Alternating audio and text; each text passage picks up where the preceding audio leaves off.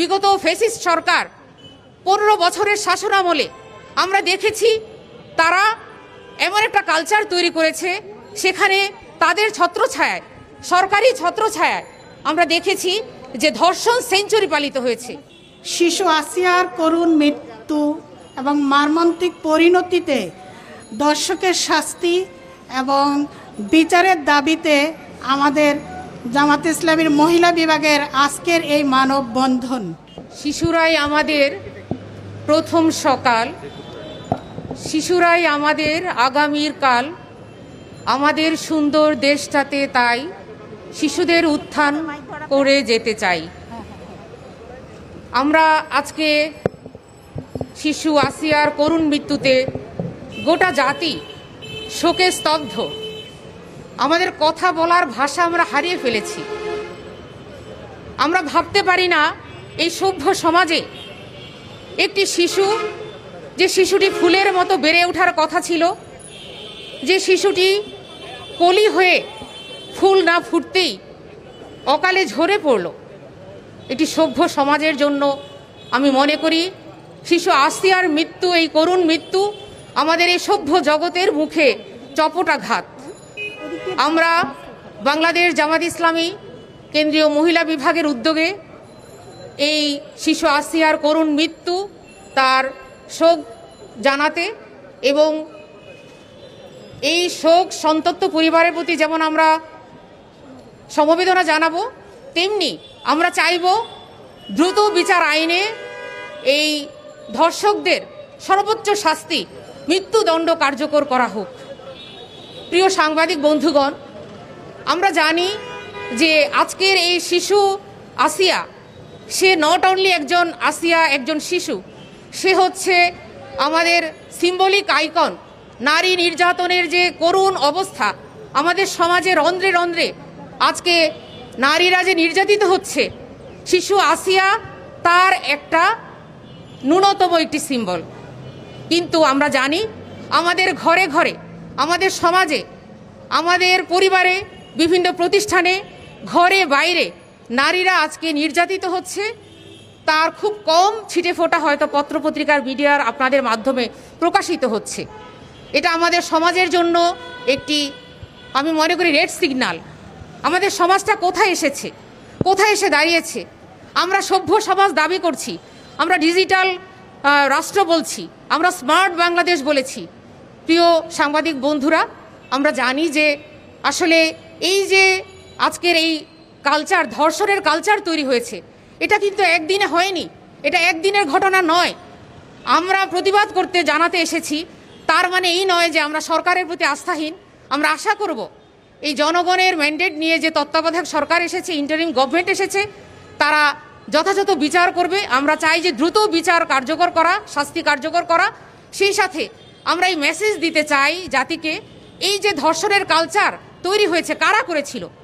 বিগত স্বৈরাচার সরকার, বিগত ফ্যাসিস্ট সরকার 15 বছরের শাসনামলে আমরা দেখেছি তারা এমন একটা কালচার তৈরি করেছে, সেখানে তাদের ছত্রছায়ায়, সরকারি ছত্রছায়ায় আমরা দেখেছি যে ধর্ষণ সেঞ্চুরি পালিত হয়েছে। খুবই দুঃখজনক বিষয়, সরকারি ছত্রছায়ার ধর্ষণ সেঞ্চুরি পালিত হয়েছে। তারই ধারাবাহিকতায় আজকের এই ঘটনাগুলো, আসিয়ার ঘটনা। আমরা দেখেছি বিচারহীন সংস্কৃতি, আমরা দেখেছি রাজনৈতিক পলিটিক্যাল পরিচয় পেয়ে তারা পার পেয়ে গিয়েছে। বড় বড় যারা রাঘব বোয়ালরা ছিল তাদেরকে রাজনৈতিক পরিচয়ে, তাদেরকে জনগণের আউট অফ সিন, তাদেরকে বিহাইন্ডে রাখা হয়েছে। প্রিয় বন্ধুরা, প্রিয় সভ্য সমাজ, সচেতন সমাজ, আমরা আজকে এসেছি, নারীরা সমাজের অন্যতম একটি অংশ। আমাদের প্রিয় রাসূল ঘোষণা করেছেন যে নারী হচ্ছে, তোমরা সমাজে একটা পাখির পাখা সম, নারী এবং পুরুষ। সমাজে যেমন একটা পাখি তার দুটো পাখা থাকে, তেমনি নারী এবং পুরুষ সমাজটাকে এগিয়ে নেওয়ার জন্য সমান ভূমিকা পালন করতে হবে। আমরা বিগত স্বৈরাচারের আমলে কথা বলার স্বাধীনতা পাইনি, আমাদের কোনো বাক স্বাধীনতা ছিল না, আমাদের লেখার স্বাধীনতা ছিল না, আমাদের চিন্তার স্বাধীনতা ছিল না। সর্বক্ষেত্রে আমাদের টুটি চেপে ধরা হয়েছিল। বলা যাবে না, ছোঁয়া যাবে না, বলা যাবে না কথা, রক্ত দিয়ে পেলাম এ কোন স্বাধীনতা। এটা ছিল আমাদের জনগণের সাধারণ প্রশ্ন, যে কোন স্বাধীনতা আমরা 54 বছরে এসে আমরা দেখতে পাচ্ছি প্রিয় বোনেরা, লুটপাটের স্বাধীনতা, অনৈতিকতার স্বাধীনতা, অশ্লীলতার স্বাধীনতা, কিন্তু সত্যিকারভাবে বেঁচে থাকার স্বাধীনতা আমাদের জনগণ পায়নি। সুতরাং আজকের এই মানববন্ধন, নীরব প্রতিবাদ আমাদের সমাজে একটা, আমি মনে করি, মেসেজ দিয়ে যাবে আর নারী সমাজের মধ্যে সচেতনতা তৈরি করবে। কারণ আমরা জানি শুধুমাত্র নারী আইন দিয়ে নারী অধিকার প্রতিষ্ঠা সম্ভব নয় যতদিন পর্যন্ত না আমরা মানুষের মনুষ্যত্ব বোধকে জাগ্রত করতে না পারবো, মানুষের প্রতি সহনশীলতা, মানবিকতা, হিউম্যান বিইং হিসাবে তার রাইটসগুলোকে আমরা শ্রদ্ধা সম্মান করতে না পারবো, ততদিন পর্যন্ত আসলে আইন করে শাস্তি দিয়ে হয়তো একটা মৃত্যুদণ্ড হতে পারে, একজনের শাস্তি হতে পারে, কিন্তু সমাজ থেকে এই অবিচারকে নির্মূল করার জন্য, সমাজে একটা সুস্থ পরিবেশ, নারী বান্ধব পরিবেশ, শিশু বান্ধব পরিবেশ, এই পরিবেশ নিশ্চিত করার জন্য আমাদের সকলকে এগিয়ে আসতে হবে।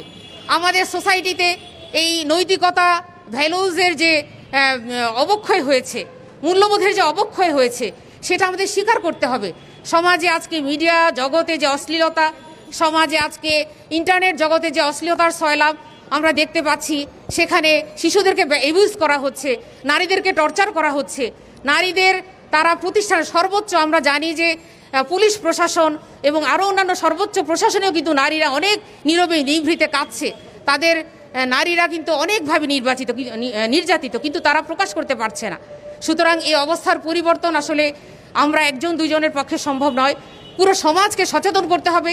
মানবীয় সমাজে রূপান্তরিত করতে হলে নৈতিক শিক্ষার বীজ এখানে বপন করতে হবে, কারণ নৈতিক শিক্ষা ছাড়া, মোরাল ভ্যালুসকে উজ্জীবিত করা ছাড়া এই অবস্থার উন্নয়ন সম্ভব নয়। আজকে আমরা বলতাম যে নারীরা বাইরে যাবে, তারা পর্দা করে যাবে, ঘরে তো তারা নিরাপদ থাকবে, কিন্তু আমরা দেখতে পাচ্ছি পর্দাশীল নারীরাও নিরাপদ নয়, একটা ছোট্ট শিশু ঘরে নিরাপদ নয়। সুতরাং আমাদেরকে সবাইকে আজকে সচেতন করার জন্য আমাদের এই উদ্যোগ।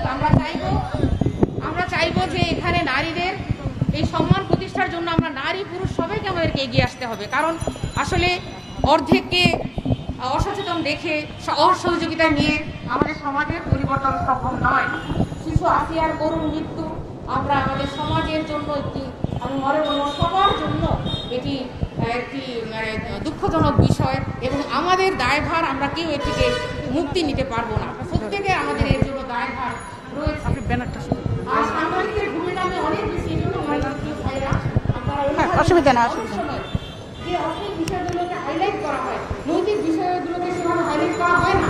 আমরা একটা ঘটনাকে শুধু ঘটনা হিসেবে দেখবো না, আমরা কার্যকারণ সম্পর্ক আবিষ্কার করার চেষ্টা করবো। ঘটনাটা কেন ঘটেছে, এর প্রভাবটা কি, এর পেছনে কারণগুলো।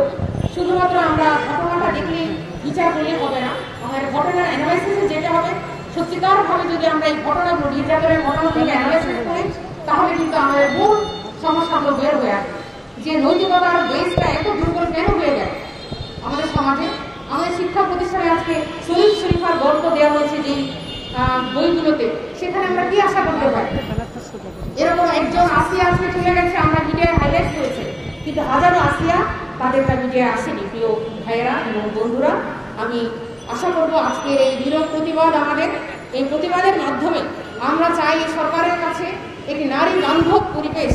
এই যে সংস্কারের কথা বলা হচ্ছে, আসলে সংস্কার তো সবার আগে দরকার ব্যক্তি সংস্কার। রাষ্ট্রীয় সংস্কার কখন হবে, দলের সংস্কার কখন হবে? যতক্ষণ পর্যন্ত ব্যক্তির সংস্কার না হবে, ব্যক্তির পরিবর্তন না আসবে, ততক্ষণ পর্যন্ত কিন্তু আমরা এই সংস্কারের থিওরি দিয়ে, ফর্মুলা দিয়ে আমাদের কখনো এই নৈতিক একটি সমাজ, মানবিক একটি সমাজ, ইনসাফপূর্ণ ন্যায় ইনসাফের ভিত্তিতে সমাজ গঠন করা কখনো সম্ভব হবে না।